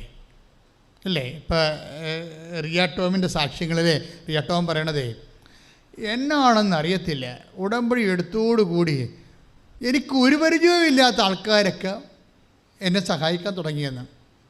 അത് it's A very great witness. എന്നുവെച്ചാൽ ഇവിടെ ഓരോ മൂവ്മെൻറ്റിലും കാര്യം ഇതിന് കുറേ മാസങ്ങളെടുക്കും. ഒന്നാമത്തെ കരിയർ ഗ്യാപ്പുണ്ട്, അത് ഫില്ല് ചെയ്തിട്ട് ഇവർക്ക് വിസ വരണം. വിസയൊക്കെ വരണമെന്നുണ്ടെങ്കിലേ എന്നിട്ട് ഈ റിയ കൊണ്ടുവന്നിട്ട് അവിടെ നിന്നിട്ട് ഈ പാസ്പോർട്ട് ഇങ്ങനെ കാണിക്കുന്നുണ്ട് മാതാവിനെ. എന്തിനാ പറയണത്? എനിക്ക് അമ്മയാണ് വിസ അടിച്ച് തരണമെന്നുണ്ടെങ്കിൽ ഞാൻ പേജ് കാണിക്കുന്നുണ്ട്, പാസ്പോർട്ടിൻ്റെ 24-ാം പേജെന്ന്. ഈ പേജിലാണ് അടിക്കേണ്ടതെന്ന്. See how lovable she's. നമ്മൾ ഞെട്ടിപ്പോവും. എന്നിട്ട് ആ 24-ാം പേജിൽ തന്നെ അമ്മ പാസ്പോർട്ടിൽ വിസ അടിച്ചുകൊണ്ട് വരും. നിൻ്റെ ടേംസ് ആൻഡ് കണ്ടീഷൻസ്. നിൻ്റെ ദൈവം അങ്ങനെയാണ് നിന്നെ സ്നേഹിക്കണത്. പിന്നെ അവർ പറയും സെപ്റ്റംബർ 18 എന്ന് പറയും. സെപ്റ്റംബർ 18 ഒരു ഡേറ്റാണ് 18. അതായത് 18 എന്നാണ് അവർ പറയണത്. അമ്മയോട് പറഞ്ഞ ഡേറ്റ് 18. അപ്പോൾ 18-ാം തീയതി ഉച്ചവരെ അവർ വെയിറ്റ് ചെയ്യുമ്പോൾ ഹസ്ബൻഡ് അവരോട് ചോദിക്കുകയും, എടി ഇന്ന് 18 അമ്മ അത് ചെയ്യുമെന്ന് പറയും. എന്നിട്ട് പിന്നീട് ഇവർ പ്രെയറിൽ അങ്ങോട്ട് പോവുകയാണ്. അവസാനം രാത്രി 12 മണിയില്ലേ, 12 മണിക്ക് 1 മിനിറ്റ് ഉള്ളപ്പോഴാണ്, അതായത് 19-ാം തീയതിയിലേക്ക് മാറുന്നതിന് 1 മിനിറ്റ് ഉള്ളപ്പോൾ ഇമെയിലിൽ മെസ്സേജ് വരും. നോക്കി എന്ത് ഷാർപ്പാണ്. ദാറ്റ് മീൻസ് നീ പറഞ്ഞ ഡേറ്റ് തന്നെ. അപ്പോൾ ഇത് നടക്കത്തില്ലെന്ന് ഇവൾക്കറിയാം. കാര്യം അത്രയും ബുദ്ധിമുട്ടാണ്. പക്ഷേ തന്നെ സ്നേഹിക്കുന്ന, തന്നെ വിശ്വസിക്കുന്ന, തന്നെ ജീവിക്കുന്ന ഒരാൾക്ക് വേണ്ടി ദൈവം ഏതറ്റം വരെയും പോകാൻ തയ്യാറാണ്. കൈയിട്ടിച്ച് കർത്താവിനെ ശുദ്ധ പരമ ദിവ്യകാരുണ്യത്തിന് ഈ പ്രോസസ്സ് നടക്കണം. മനസ്സിലായില്ല? നിങ്ങൾ ഉടമ്പടി എടുത്തു 5 പുതുക്കി 3 പുതുക്കി എന്ന് പറഞ്ഞിട്ട് കാര്യമില്ല. ഈ ഉടമ്പടി കൊണ്ട് സാധ്യമാകുന്ന ഈ പ്രോസസ്സ് നടക്കണം. എന്താണ്? എൻ്റെ വചനം പാലിക്കുകയും നിങ്ങൾ എന്നെ സ്നേഹിക്കുകയും. ബേസിക് ഉടമ്പടി ദൈവത്തെ സ്നേഹിക്കുന്നതാണല്ലേ. ദൈവത്തെ സ്നേഹിക്കണമെന്ന് ദൈവത്തിന് തോന്നിപ്പോയാൽ നമ്മൾ പിന്നെ ദൈവം ഓണർ ചെയ്യാൻ തുടങ്ങും. ദൈവത്തെ സ്നേഹിക്കുന്നുവെന്ന് ദൈവത്തിന് തോന്നണം, നമുക്ക് തോന്നിയാൽ പറ്റത്തില്ല. ദൈവത്തിന് തോന്നിപ്പോയാൽ നമ്മളെ പിന്നെ ഓണർ ചെയ്യാൻ തുടങ്ങും. അതുകൊണ്ടാണ് നമ്മൾ പറയുന്ന പാസ്പോർട്ടിൽ തന്നെ ആ പേജിൽ തന്നെ അടിച്ചു വരുന്നത്. മനസ്സിലായില്ലേ? നമ്മൾ പറയുന്ന ടേംസ് ആൻഡ് കണ്ടീഷനിലെ അത്രയും അതുകൊണ്ട് അമ്മ ഈ പരിശുദ്ധ അമ്മ ഈ ഉടമ്പടി ചെയ്തപ്പോൾ ഇത് അനുഭവിച്ചതാണ്. അതുകൊണ്ട് അമ്മ ഇതിനൊക്കെ പറഞ്ഞ വേറെ വാക്കാണ് പറഞ്ഞത്. ഇപ്പം ഈശോ എന്നാ പറയണത്? നിങ്ങളെ ഉടമ്പടി ചെയ്യുമ്പോൾ നിങ്ങൾ എന്നെ സ്നേഹിക്കുകയും എൻ്റെ വാക്ക് പാലിക്കുകയും ചെയ്യുമ്പോൾ എൻ്റെ പിതാവ് നിങ്ങളെ സ്നേഹിക്കും, ഞങ്ങൾ വന്ന് നിങ്ങളെ വസിക്കുമെന്നല്ലേ പറഞ്ഞത്. എന്നിട്ട് 14:10 വരുമ്പോൾ പറയും, അതുകൊണ്ട് പിതാവും ഞാനും തമ്മിൽ ഉടമ്പടി ചെയ്തിട്ടുണ്ടെന്ന് പറയും. ഈശോ പറയും അങ്ങനെ ഉടമ്പടി ചെയ്തുകൊണ്ടാണ് പിതാവ് വന്ന് എന്നിൽ വസിക്കണം. അതുകൊണ്ട് ഞാനല്ല ഈ പ്രവർത്തിക്കണം. കടലിൻ്റെ മീതെ നടക്കുന്നുണ്ട്, വെള്ളം വീഞ്ഞാകുന്നുണ്ട്, പക്ഷേ എൻ്റെ പിതാവ് എന്നിൽ വസിച്ചുകൊണ്ട് അവൻ്റെ പ്രവൃത്തികൾ ചെയ്യുകയാണ്. കൈ ഇടിച്ച് കർത്താവിനോട് ഹല്ലേലൂയ ഹല്ലേലൂയ ഹല്ലേലൂയ ഹല്ലേലൂയ ദൈവം ഞങ്ങളിൽ പ്രവർത്തിക്കാനുള്ള വലിയ കരുണ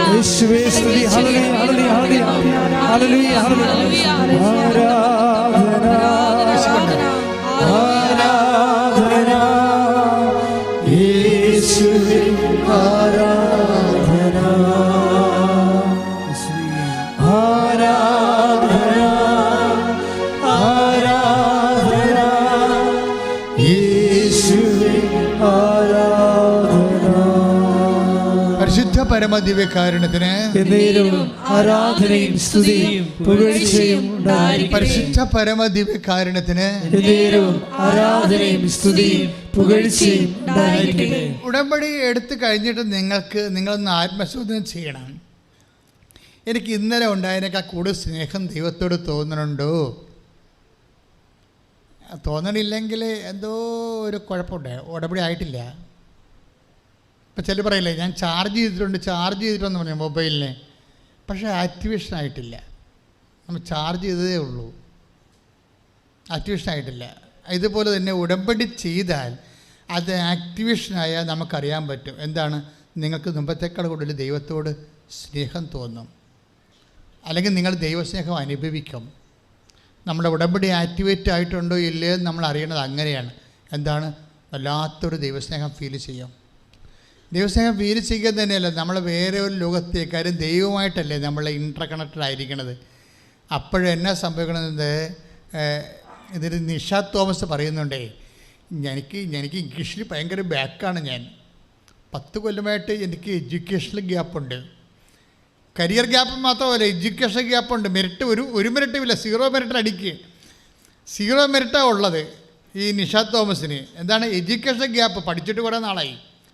അതുകൊണ്ട് ഞാൻ ഇംഗ്ലീഷിനൊക്കെ ബാക്കാണ്. പ്രൊമട്ടറി, സൗദിയുടെ പ്രൊമട്ടറി അല്ലേ എഴുതുന്നത്.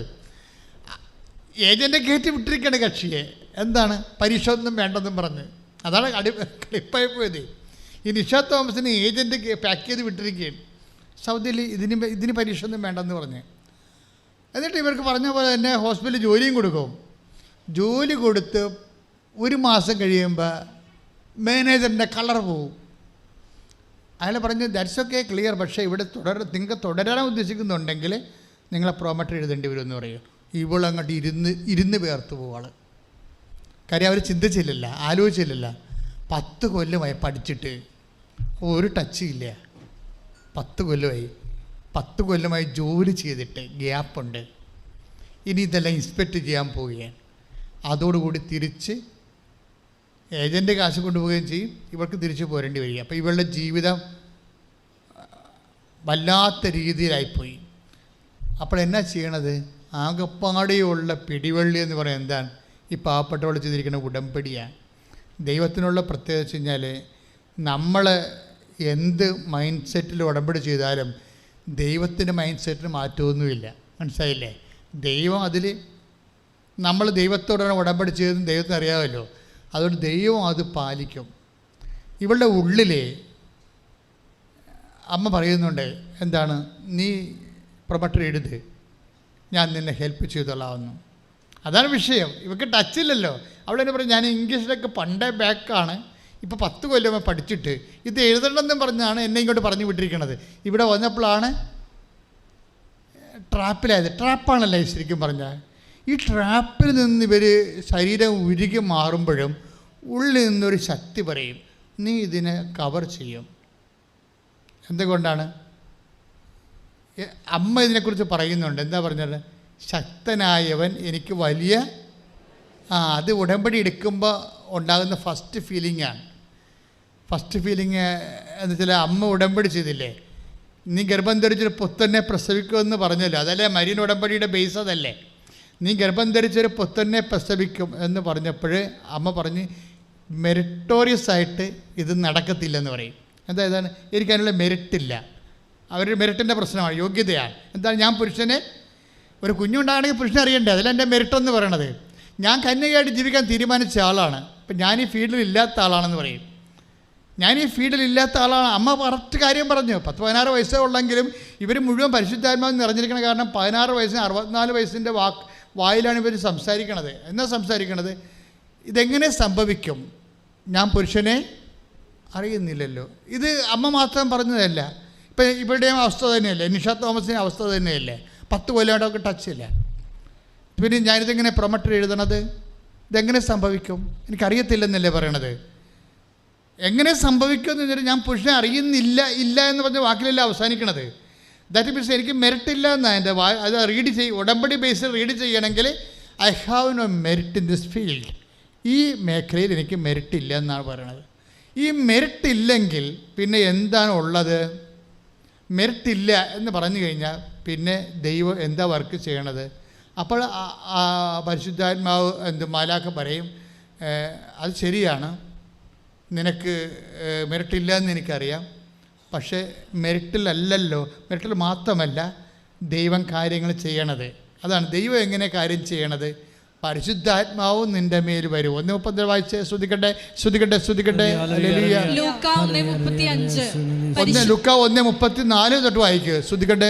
മറിയം ദൂതനോട് പറഞ്ഞു, ഏറ്റു പറഞ്ഞ മറിയം ദൂതനോട് പറഞ്ഞു, ഇതെങ്ങനെ സംഭവിക്കും? ഞാൻ പുരുഷനെ അറിയുന്നില്ലല്ലോ. കണ്ട, എങ്ങനെ സംഭവിക്കും? അറിയുന്നില്ലല്ലോ, ഇല്ലല്ലോ. എങ്ങനെ സംഭവിക്കും? ഇല്ലല്ലോ എന്ന് വെച്ച് കഴിഞ്ഞാൽ മെറിറ്റാണ് അടുത്ത വിഷയം. ഓരോ വിഷയത്തിൻ്റെ അകത്തും നമുക്ക് മെറിറ്റ് ഇല്ലെങ്കിൽ സംഭവിക്കാൻ സാധ്യത. എങ്ങനെ നടക്കും? 2 കോടി കടമുണ്ടല്ലോ, എനിക്ക് വിറ്റാൽ തന്നെ എൻ്റെ കടം വീട്ടാൻ, എൻ്റെ വീട് സ്ഥലം വിറ്റാൽ പോലും എൻ്റെ കടം വീട്ടാൻ പറ്റത്തില്ലല്ലോ. അതാണ് സാധനം. അതായത് ഇത് നമ്മുടെ എല്ലാ വേദനകൾക്കും പ്രതിസന്ധികൾക്കും അതിൻ്റെ ഡിവൈൻ ഫോർമാറ്റ് ആദ്യം ദൈവത്തിരുസന്നിധി വെക്കുന്നത് അമ്മയാണ്. ഇപ്പോൾ നമ്മൾ പറയും, എനിക്ക് 2 കോടി കടമുണ്ടല്ലോ, എൻ്റെ ഫാക്ടറി വിറ്റാൽ പോലും എനിക്ക് ആ കടം അടക്കാൻ പറ്റത്തില്ലല്ലോ. അത് തന്നെയാണ് സംഭവം. അത് തന്നെയാണ് 1:34 പറയുന്നത്. ഇതെങ്ങനെ സംഭവിക്കും? ഞാൻ പുരുഷനെ അറിയുന്നില്ലല്ലോ. അപ്പോൾ ഇങ്ങനെ മെറിറ്റെന്ന് പറയുമ്പോൾ നമുക്കറിയാം, ഒരു വിഷയം നടക്കണമെങ്കിലുള്ള കപ്പാസിറ്റി മെറിറ്റാണ്. അതില്ലാത്ത അവസ്ഥ ഉണ്ടാകാം. ഇപ്പോൾ നിങ്ങൾ ചിലർ എന്നോട് പറയും, അച്ഛാ വീടില്ലെന്ന് പറയും. അപ്പോൾ ഞാൻ ചോദിക്കും, സ്ഥലമുണ്ടോ? സ്ഥലവും ഇല്ലെന്ന് പറയും. വീടില്ലെന്ന് പറയും, സ്ഥലമുണ്ടോ? സ്ഥലവും ഇല്ലെന്ന് പറയും. അപ്പോൾ ഞാൻ ചിരിക്കും. എന്താ കാര്യം എന്നറിയും, ഇവർക്ക് ടോട്ടൽ മെറിറ്റില്ല. ഇവർക്ക് ടോട്ടൽ മെറിറ്റില്ല. ഇനി ഇവർക്ക് ദൈവം ഒന്നേന്നും പറഞ്ഞ് എല്ലാം ചെയ്യണം. ഇവർ വൃത്തിയും വിനയമുള്ള സ്ത്രീയാണ് അല്ലെങ്കിൽ പുരുഷനാണ്, ഇതുമായിട്ടേ പോകത്തുള്ളൂ, ദൈവമായിട്ടേ പോകത്തുള്ളൂ എന്ന് ചിന്തിക്കുകയാണെങ്കിൽ ഇവർക്ക് 90 ദിവസത്തിനുള്ളിൽ സാധനം അസൈൻഡ് ആകും. കാര്യം ഒന്നും ഇല്ലായ്മയാണില്ല നമ്മുടെ എല്ലാത്തിൻ്റെ ഉള്ളായ്മയുടെ ആദ്യ രൂപം എന്ന് പറയണത്. അതായത് ഞാൻ നേരത്തെ നിങ്ങളോട് പറഞ്ഞപ്പോൾ നിങ്ങൾ ചിലപ്പോൾ നെറ്റി തുളിച്ച് കാണും. നിങ്ങൾ ഇങ്ങനെ മീഡിയേറ്ററായിട്ട് നിങ്ങളെ സഹായിക്കാൻ എല്ലായിടത്തും ആളെ നിർത്തിക്കഴിഞ്ഞാൽ നിങ്ങൾ അവസാനം ദരിദ്രന്മാരാകുമെന്ന് ഞാൻ പറഞ്ഞില്ലേ. അവിടെ അങ്കിളുണ്ട്, ഇവിടെ ആൻറ്റി ഉണ്ട്, അവിടെ കൊച്ചാപ്പനുണ്ട്, അവിടെ വല്യപ്പൻ്റെ മക്കളുണ്ട്, കസിൻസ് ഉണ്ടെന്നൊക്കെ പറഞ്ഞ് നിങ്ങൾ ഉണ്ടെന്നൊക്കെ പറഞ്ഞില്ലേ. അവസാനം കൊണ്ടേ പോകത്തുള്ളൂ. നിങ്ങൾ മനസ്സിലായില്ലേ? നിങ്ങൾ ഉണ്ടെങ്കിലും ഇല്ലാത്ത പോലെ ജീവിക്കണം. ദൈവം മാത്രം ആണ് ഉള്ളത്. ഇവരൊക്കെ ഉണ്ടാകാം, ദൈവം തന്നതല്ലേ. അത് ദൈവം തന്നതല്ലേ. അങ്കിളായാലും ആൻറ്റി ആയാലും ആരായാലും കൊച്ചാപ്പനായാലും ആര് തന്നാണ്? ദൈവം തന്നാണ്. എല്ലാം ഉണ്ടെങ്കിലും ദൈവം ഇല്ലെങ്കിൽ ഏറ്റവും വലിയ ഇല്ലായ്മ ഫീൽ ചെയ്യണം നമുക്ക്. മനസ്സിലായി? ഇതുപോലെ തന്നെയാണ് ഉടമ്പടി എടുക്കുമ്പോൾ നിങ്ങളെന്താ ചെയ്തിരിക്കണത്? നിങ്ങളെ ടോട്ടൽ ഇല്ലായ്മയിലേക്ക് ദൈവം പുതിയ പദ്ധതിയുമായിട്ട് വരികയാണ്. എന്താ ചെയ്യണത്? അതായത് നമ്മൾ പരിശുദ്ധ അമ്മ ദൈവത്തോട് പറയുന്നൊരു വാക്യമാണ്. എന്താണ്? ഒന്ന് വായിച്ചോ. 1:34 ലൂക്ക 1:34 വായിച്ചേ. ഇതെങ്ങനെ സംഭവിക്കും? ഏറ്റു പറഞ്ഞേ, ഇതെങ്ങനെ സംഭവിക്കും? ഞാൻ പുരുഷനെ അറിയുന്നില്ലല്ലോ. ദൂതൻ മറുപടി പറഞ്ഞു. ഇത്രയും ക്ലിയർ ആയില്ലേ? അപ്പം മെറിറ്റ് ഇല്ലെന്നുള്ള അമ്മ പറഞ്ഞല്ലോ, ഇല്ലേ? ഇനി ഇതെങ്ങനെ വർക്കൗട്ട് ചെയ്യണത്? ഉടമ്പടിയിലേക്ക് പതുക്കെ പോവുകയാണ്. അപ്പം ഉടമ്പടിയിലേക്ക് അമ്മയും ഈ ദൈവവും തമ്മിൽ ഉടമ്പടിയിലോട്ട് പോവുകയാണ്. ഇനി ഉടമ്പടിയിലോട്ട് അങ്ങനെ പോവുകയാണെന്ന്. അപ്പോൾ ആദ്യം അമ്മയുടെ ആ ഒരു ആസ്തി എന്താണെന്നുള്ളത് വെളിപ്പെടുത്തും, നമ്മുടെ ഇല്ലായ്മ വെളിപ്പെടുത്തും. അത് കഴിയുമ്പോൾ ഇതെങ്ങനെ സംഭവിക്കും? ഞാൻ പുരുഷനെ അറിയുന്നില്ലല്ലോ. അവൻ അടുത്ത വായിച്ചേ. പരിശുദ്ധാത്മാവ് നിന്റെ മേൽ വരും. അതാണപ്പം not by merit but by grace. അതാ 1:35 വന്നത്. അത് ഇല്ലെങ്കിൽ പിന്നെ അടുത്ത ഓപ്ഷൻ എന്താ ഉള്ളത്? ഇപ്പം നിങ്ങൾക്ക് വീടില്ല, സ്ഥലമില്ല, പ്രായം കൂടിപ്പോയി, പെണ്ണ് കെട്ടിയിട്ടില്ല, അങ്ങനെ കുറേ ഇല്ലായ്മ വരികയില്ലേ? ഇങ്ങനെ അതിനെല്ലാം നിങ്ങൾക്ക് മാനുഷികമായി പറഞ്ഞാൽ ഇല്ലെന്ന് തന്നെ വിചാരിക്കുക. മാനുഷികമായി പറഞ്ഞാൽ ഇല്ലാത്തവരിവിടെ ജീവിക്കണ്ടേ? മനുഷ്യന്മാർക്ക് ജീവിക്കേണ്ടിയിരിക്കും. പക്ഷേ നിന്നെ സൃഷ്ടിച്ച നിൻ്റെ ദൈവത്തിന് നീ ജീവിക്കണം എന്നതുകൊണ്ടാണ് ദൈവം ഉടമ്പടി സ്ഥാപിച്ചുകൊണ്ട് മെറിറ്റിലല്ലെങ്കിൽ ഇത് ഗ്രേസിൽ വർക്ക് ചെയ്യുമെന്ന് പറഞ്ഞത്. കൈയടിച്ച് കർത്താനോട്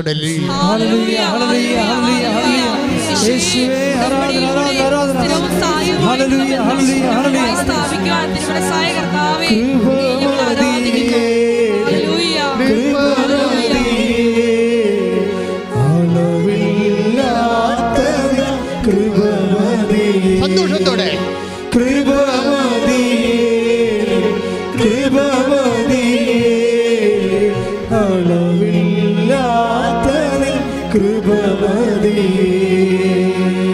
പരിശുദ്ധ പരമദീപകാരണത്തിന് ആരാധനയും സ്തുതിയും പുകഴ്ചയും. അപ്പൊ മെറിറ്റിലെ ഇത് യോഗ്യതയിലെ ഇത് വർക്ക് ചെയ്യത്തില്ല എന്നുണ്ടെങ്കിൽ ഉടനെ ദൈവരഹസ്യം വെളിപ്പെടുക. എന്താ പറയണത്? പരിശുദ്ധാത്മാവ്. ലൂക്കാ 1:35 എന്താ പറയണത്? പരിശുദ്ധാത്മാവ് പറഞ്ഞേ നിന്റെ മേൽ വരും. ഇനി പരിശുദ്ധാത്മാവ് നിന്റെ മേൽ വരുമെന്ന് പറയുമ്പോഴേ ഉടമ്പടി പ്രകാരം നമുക്ക് ലഭിക്കേണ്ടത് എന്താണ്? ശക്തിയാണ് ലഭിക്കേണ്ടത്. മനസ്സിലായില്ലേ? നമുക്ക് പവറില്ല, നമുക്ക് അതിനുള്ള കലിബറില്ല, കപ്പാസിറ്റി ഇല്ലെന്ന് പറഞ്ഞാൽ ദൈവം നമുക്ക് ബദൽ തരണത് എന്താണ്? പവർ ഓഫ് ഗോഡാണ്, എംപവർ. മനസ്സിലായോ? ഞാൻ എപ്പോഴും ഇപ്പോൾ IELTS കുഞ്ഞുങ്ങളെ എല്ലാവരെയും വിളിച്ച് നിർത്തിയില്ല ഇവിടെ. MOH, ഹാദ്, പ്രോമട്രി, BTech, PSC എല്ലാ പിള്ളേരെയും ഇവിടെ വിളിച്ച് നിർത്തും. എല്ലാ ദിവസവും വരുന്നവരെയൊക്കെ വിളിച്ച് നിർത്തും. പ്രാർത്ഥിക്കണം, അവർ പ്രാർത്ഥിക്കാൻ വേണ്ടി വരുന്നവരെ. ഞാൻ അവർക്ക് ആദ്യം ഒരു ആശീർവം കൊടുക്കും. വെഞ്ചരിച്ചത്, പ്രത്യേകിച്ച് വെഞ്ചരിച്ചത് എന്നുവെച്ചാൽ ഉടമ്പടി പ്രകാരം നിങ്ങൾക്ക് ഞാൻ അവരോട് ചോദിക്കും, മക്കളെ എന്തെങ്കിലും ആശീർവം തരണമെന്നറിയാവോ? I am going to set your studies to the prayer. നിങ്ങളുടെ പ്രാർത്ഥനയും നിങ്ങളുടെ പഠനങ്ങളെ ഞാൻ ദൈവവുമായിട്ട് കണക്ട് ചെയ്യുകയാണ്. ഇനി കണക്ട് ചെയ്യുന്ന പ്രിൻസിപ്പിൾ പറഞ്ഞു കൊടുക്കും. When you use this medal you just reset the credo. എന്താണ്? നിങ്ങൾ ഈ മെഡൽ ഉപയോഗിക്കുമ്പോൾ നിങ്ങൾ ആദ്യം എന്ത് ചെയ്യണം? വിശ്വാസപ്രമാണം ചൊല്ലണം. ഞാൻ ഈ ഉടമ്പടി വസ്തുക്കളിൽ ഒത്തിരിയേറെ അനുഭവം ഇപ്പോൾ ഈ ദിവസങ്ങളിൽ നടന്നൊരു അനുഭവം എന്ന് വെച്ചാൽ ആ ഉടമ്പടി സാക്ഷ്യം. ഇപ്പോൾ മേഴ്സി ദേവസ്യ, അതുപോലെ തന്നെ ഷെറിൻ ആലപ്പുഴ, ഇവരെല്ലാം ഉടമ്പടി ഈ തൈലം ഉദരത്തിൽ തേച്ച് സിസ്റ്റ് മാഞ്ഞുപോയ സാക്ഷ്യം കാണുന്നില്ല. പക്ഷേ ഞാൻ ഈ നേർച്ച വസ്തുക്കളെക്കുറിച്ച് ചുമ്മാ ഇങ്ങനെ ഇപ്പോൾ ഒരു സാക്ഷ്യം വന്നുകൊണ്ട് ഇങ്ങനെ പറയണം, അല്ലാതെ ബേസിക്കായിട്ട് ഞാൻ നേർച്ച വസ്തുക്കളെ ഇങ്ങനെ പൊലിപ്പിച്ചൊരിക്കലും പറയത്തില്ല. എന്താ കാര്യം വെച്ച് കഴിഞ്ഞാൽ, പറയാത്തതിൻ്റെ കാരണം വെച്ച് കഴിഞ്ഞാൽ അതിന് പല കാരണങ്ങളുണ്ട്.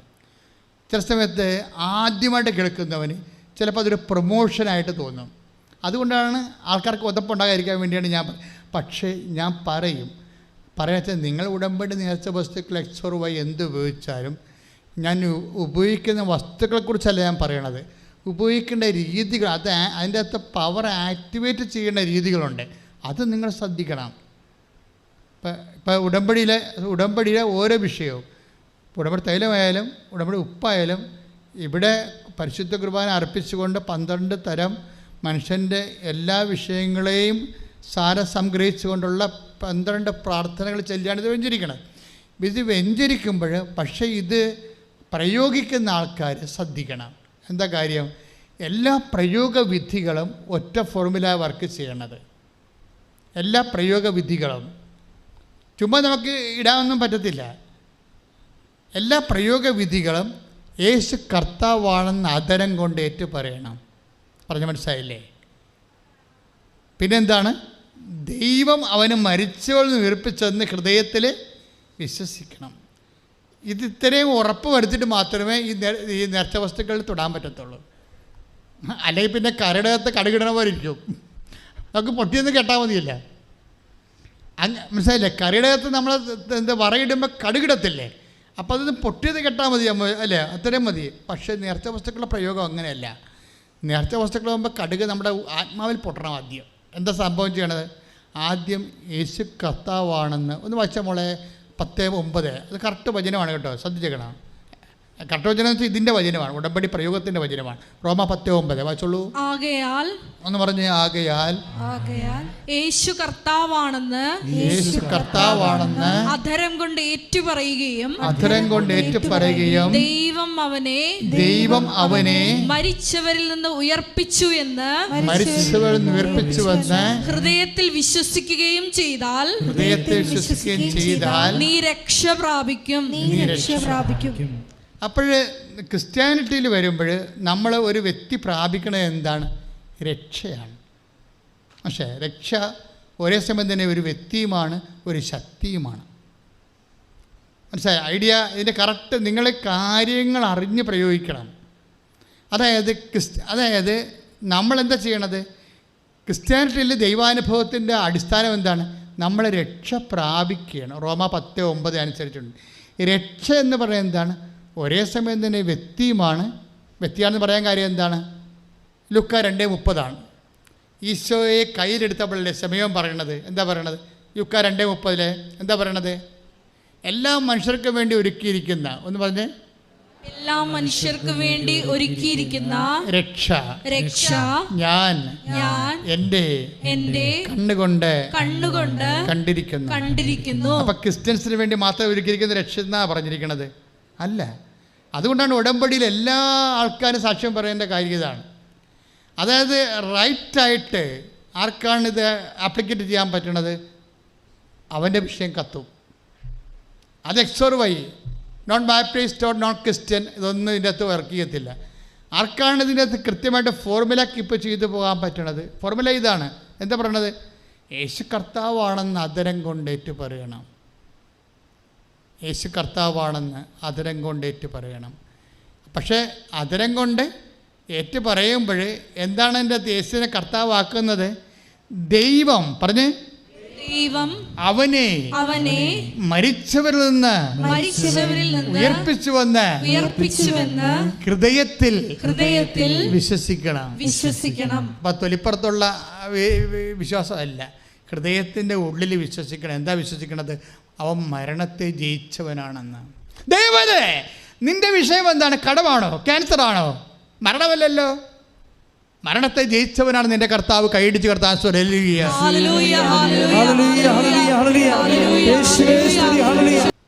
ഇപ്പോൾ നമ്മൾ രോഗമുള്ള ഇടത്തെല്ലാം നിങ്ങൾ അമ്മ ജീവനോടെ പ്രത്യക്ഷപ്പെട്ട ഇടത്ത് ഒരു അടയാളം കിട്ടാൻ വേണ്ടി നിങ്ങൾ കണ്ണീരോടെ പ്രാർത്ഥിക്കണം.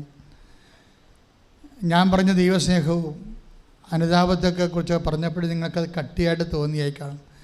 ടെൻഷൻ അടിക്കണ്ട. നിങ്ങൾ ദൈവസ്നേഹം നിറയാൻ വേണ്ടി പ്രാർത്ഥിച്ചാൽ മതി. ബാക്കിയെല്ലാം ഓക്കെ ആവും. രോഗമുള്ളിടത്ത് കൈവെക്ക്. നിങ്ങൾ രോഗമുള്ളവർ ഉദരത്തിൽ കൈവെക്കണം. ഫിസ്റ്റുല, PCOD, ഗർഭാശയത്തിൽ സിസ്റ്റ്, മൂത്രാശയത്തിൽ കല്ല്, മൂത്രമൊഴിക്കുമ്പോൾ വേദന, കുടലിലെ കുരുക്കൾ, എല്ലാവരും ഊടിന് താഴെ, പൊക്കിന് താഴെ കൈവച്ച് പ്രാർത്ഥിക്കേണ്ടതാണ്. ശ്വാസകോശ രോഗികൾ ശ്വാസകോശത്തിൽ കൈവെക്കണം. കരൾ രോഗികൾ നമ്മുടെ നെഞ്ചിൻ്റെ നെഞ്ചിൻ്റെ പൂട്ടെന്ന് നമ്മൾ പറയത്തില്ലേ, നെഞ്ചിൻ്റെ നടുനെഞ്ചിൽ താഴെ നമ്മൾ കൂമ്പിനെന്നൊക്കെ പറയത്തില്ലേ, അവിടെ കൈവച്ച് പ്രാർത്ഥിക്കണം.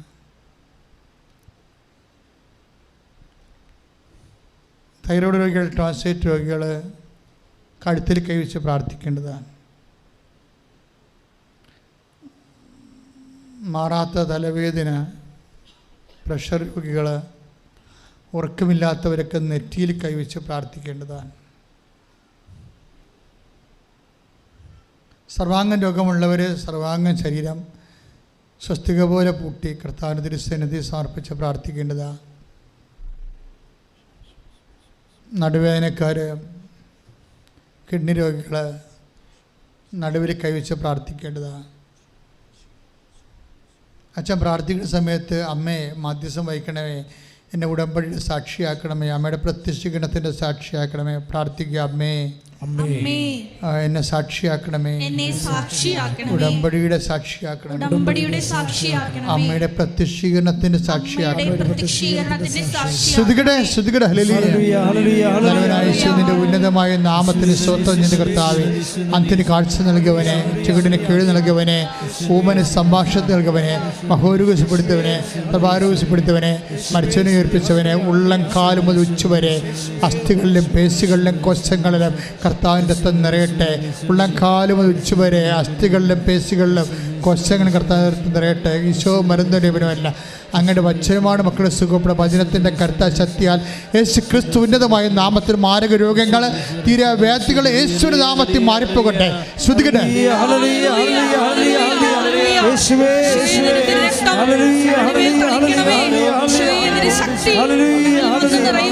തടസ്സമായി നിൽക്കുന്ന എല്ലാ മേഖലകളെയും വിശദീകരിക്കണമേ എന്ന് പ്രാർത്ഥിക്കുന്നു. ഞങ്ങളെ എളിമപ്പെടുത്തണമേ എന്ന് പ്രാർത്ഥിക്കുന്നു. സദയം തുടേണേ സുഖമായിടും എൻ്റെ ഉള്ളം. അരികിൽ വരേണേ സദയം തുടേണേ സുഖമായിടും എൻ്റെ ഉള്ളം. പരിശുദ്ധ പരമദിവ്യകാരുണ്യത്തിന് ആരാധനയും സ്തുതിയും പുകഴ്ചയും ഉണ്ടായിരിക്കട്ടെ. ഇനി മക്കളില്ലാത്തൊരു അടിവയറ്റ് കൈവെക്കണം. നിങ്ങൾ വേറെ ഒന്നും ചിന്തിക്കരുത് കേട്ടോ. ഉടമ്പടി മെറിറ്റിലല്ല വർക്ക് ചെയ്യണത്, അത് ഗ്രേസിലാണ്. പരിശുദ്ധാത്മാവ് നിൻ്റെ മേൽ വരുമെന്ന് പറഞ്ഞ ഗ്രേസ് പരപ്രസാദത്തിലാണ് വർക്ക് ചെയ്യണത്. മക്കളില്ലാത്തവർ അടിവയറ്റ് കൈവച്ച് പ്രാർത്ഥിക്കണം. കൈ വെച്ചാൽ മതി. നിങ്ങൾ യേശുനാമത്തിൽ യേശു കർത്താവാണെന്ന് നീ അതിനെ കൊണ്ട് ഏറ്റു പറയണം. ഒന്ന് പറഞ്ഞേ, യേശു കർത്താവാണ്. ദൈവം അവനെ മരിച്ചവരിൽ നിന്ന് ഉയർപ്പിച്ചുവെന്ന് ഹൃദയത്തിൽ വിശ്വസിക്കുന്നു. മക്കളെ, ഈ ഓട്ടിസമുള്ള മക്കളുണ്ടാവും, ഹൈപ്പർ ആക്ടിവിറ്റി, അവരൊക്കെ നിങ്ങൾ ഓർക്കണം. ഇപ്പോഴ് അകലങ്ങളിലെ ദൂരങ്ങളിലെ ഓൺലൈനിൽ പ്രാർത്ഥിക്കുന്നവർ, നിങ്ങളുടെ കുഞ്ഞുങ്ങൾ ഓട്ടിസം ഉള്ളവരാണെങ്കിൽ അവരെ കൊണ്ടുവന്ന് അടുത്ത് നിർത്തി അവരുണ്ടെങ്കിൽ അവിടെ പിടിച്ച് നിർത്താം. അല്ലെങ്കിൽ ഈ ഉടമ്പടി എപ്പോഴാണ് ഇനിയും നിങ്ങൾക്ക് യൂട്യൂബിൽ കൂടാൻ പറ്റും, ആ സമയത്ത് നിങ്ങളെ കുഞ്ഞിനെ കൊണ്ടുവന്ന് നിർത്തിയിട്ട് മൊബൈൽ ഓൺ ചെയ്ത് ഈ സെയിം പ്രാർത്ഥന എടുത്ത് നിങ്ങളെ വിശ്വാസപ്രമാണം ചൊല്ലി കുഞ്ഞിൻ്റെ ശിരസ് വെച്ച് പ്രാർത്ഥിച്ചുകൊണ്ടിരിക്കേണ്ടതാണ്. എല്ലാ രോഗികളും അങ്ങനെ തന്നെയാണ്.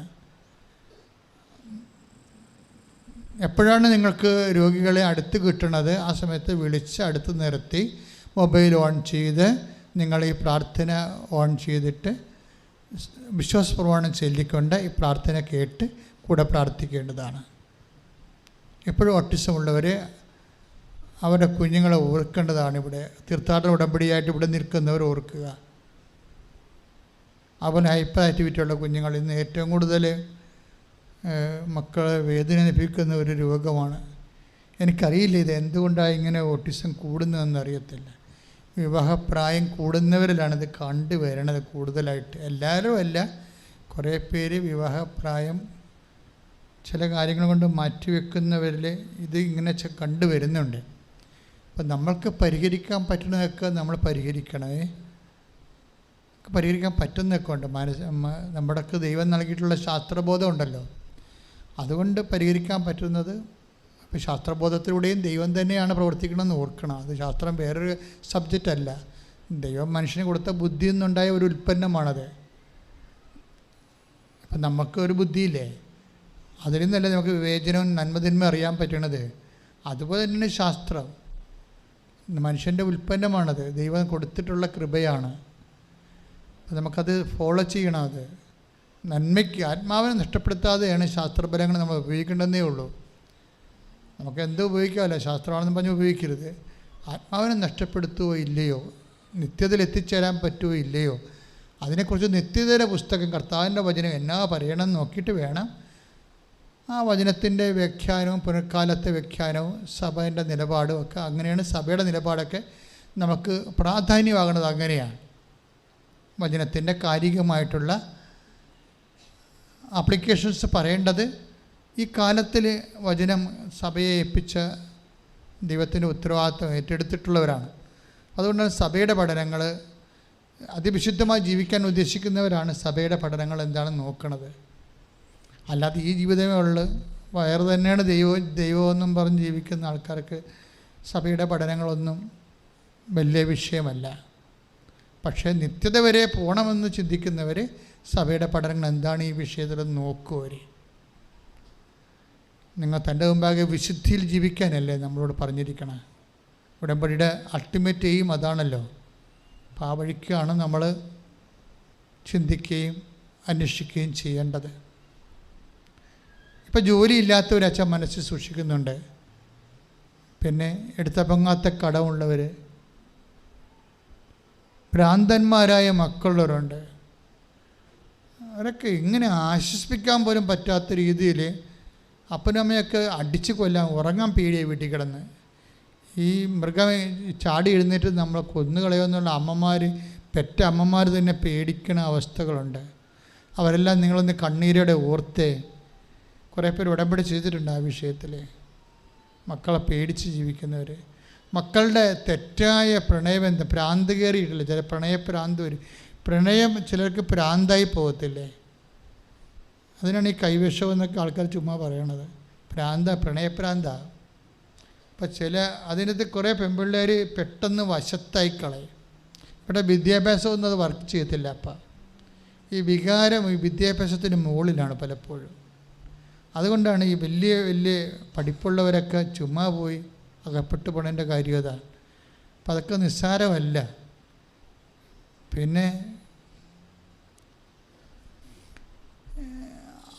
എപ്പോഴും വീട്ടിൽ നിന്ന് പോകുമ്പോൾ നമ്മൾ ദൈവത്തിൽ നിന്ന് പോകുന്നില്ലല്ലോ, അതെപ്പോഴും ഓർക്കണം. വീട്ടിൽ നിന്ന് പോകുമ്പോൾ ദൈവത്തിൽ നിന്ന് പോകുന്നവരുണ്ട്. പെമ്പിള്ളേരൊക്കെ ബിയർ അടിച്ച് തുടങ്ങുന്നവരുണ്ട്. പിന്നെ അതിനുശേഷമാണ് പിന്നീട് വേറെ കാര്യങ്ങളൊക്കെ അവരെ കൈകാര്യം. അവർ പിൻസീറ്റ് ഡ്രൈവിങ് നടത്തുന്ന വല്ല പൂവാലന്മാരുണ്ടെങ്കിൽ അവനൊക്കെ പറയണ കേട്ട് അടിപ്പെട്ട് വിദ്യാഭ്യാസം പോയി, ജീവിതവും പോയി, ചിന്തയും പോയി. പിന്നെ ഈ സോഷ്യൽ മീഡിയയുടെ സെക്സൈറ്റെ കണ്ട് മലീമസമായി വൃത്തികേടായി തല കിളിപോയി നടക്കുന്ന പെൺപിള്ളേരും ആൺപിള്ളേരും ഒക്കെ ഉണ്ട്. അവരുടെ അമ്മമാരും അപ്പന്മാരും ഉടമ്പടി ചെയ്തിട്ടുണ്ട്. അവരെയും ഞാൻ ഈ സമയത്ത് ഓർക്കുന്നുണ്ട്. മാതാവേ, അവരെല്ലാം അവർക്കൊന്നും ചെയ്യാൻ പറ്റുന്നില്ല. അമ്മയ്ക്ക് ചത്തനായനെ കൊണ്ട് വലിയ കാര്യങ്ങൾ ചെയ്യിക്കാൻ പറ്റും. അങ്ങനെയുള്ള കുഞ്ഞുങ്ങളെല്ലാം ഞങ്ങൾ ഓർക്കുക. ഓട്ടിസമുള്ള കുഞ്ഞുങ്ങൾ, ജീവിതം ലൈഫ് നഷ്ടപ്പെട്ട് മറ്റ് ലഹരിക്ക് അടിപ്പെട്ടു പോയവർ, ചുമ്മാ നിഗൂഢമായ ബന്ധങ്ങളിൽ അകപ്പെട്ടു പോയവർ, അവിടെ നിന്ന് രക്ഷപ്പെടാൻ പറ്റാത്ത അവസ്ഥയിൽ വന്നവർ കർത്താവേ, അവരെല്ലാം കർത്താവേ മരികുരീത്തിനെ പോലെ കർത്താവേ അവരെ വീണ്ടെടുക്കണമെന്ന് പ്രാർത്ഥിക്കുന്നു. ദൈവത്തിൻ്റെ വലിയ ശക്തി അവരിലേക്ക് ഒഴുകണമേ. എല്ലാവിധ തിന്മയുടെ തകർച്ചയിൽ അകപ്പെട്ടു പോയവർ, ഭർത്താക്കന്മാരുണ്ടാകാം, ചിലപ്പോൾ ഭാര്യമാർ വരെ ഉണ്ടാകാം, അല്ലെങ്കിൽ മക്കളുണ്ടാകാം. മോശമായ സാഹചര്യങ്ങളിലും ചിത്തയായ ബന്ധങ്ങളിൽ അകപ്പെട്ടു പോയി, ശീലങ്ങളിൽ അകപ്പെട്ടു പോയി കർത്താവിൻ്റെ അവിടെ മേലെല്ലാം കർത്താവിൻ്റെ വിശുദ്ധമായ രക്തം തളിക്കാൻ വേണ്ടി സ്തുതിക്കട്ടെ.